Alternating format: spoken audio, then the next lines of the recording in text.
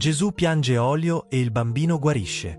Tutto ebbe inizio l'11 novembre 1991, quando nella casa della famiglia Ayub accadde qualcosa di straordinario. Isaac, il figlio più piccolo, gravemente malato di leucemia, stava pregando nel letto dei genitori davanti a un ritratto di Gesù Cristo. All'improvviso, raccontò di aver visto gli occhi dell'immagine muoversi e la figura di Gesù sporgersi dal quadro. Dallo sguardo del dipinto cominciò a scorrere un liquido oleoso, simile a lacrime.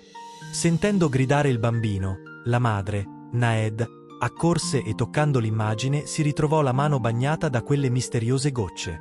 Poco dopo, la stanza fu avvolta da una luce intensa e, secondo i presenti, Gesù stesso apparve per benedire il ragazzo.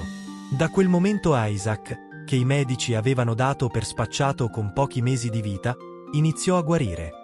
Il padre, Tarvat, si rivolse alla chiesa di San Marco per chiedere conferma che non si trattasse di un inganno. Padre Bishoy George, della comunità copta ortodossa, dichiarò senza esitazioni che si trattava di un vero miracolo.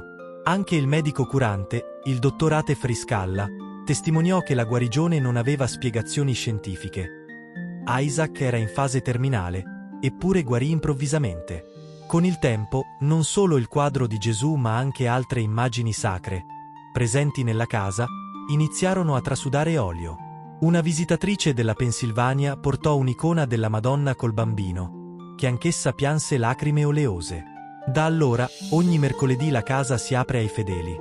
Si entra scalzi, si recita il rosario per ore e, durante le preghiere, le immagini continuano a emanare olio che poi viene raccolto su batuffoli di cotone e distribuito ai presenti. Molti raccontano di guarigioni e grazie ricevute. Gli studi condotti sull'olio hanno dato risultati sorprendenti. Un laboratorio forense in California concluse che la sostanza non appartiene alla nostra epoca, ma sarebbe riconducibile a oltre 2000 anni fa. Curiosamente, quando il quadro fu portato per un periodo in una chiesa, smise di trasudare. Tornato nella casa, il fenomeno riprese. Quello che accadde nella casa delle lacrime di Houston non è un caso isolato.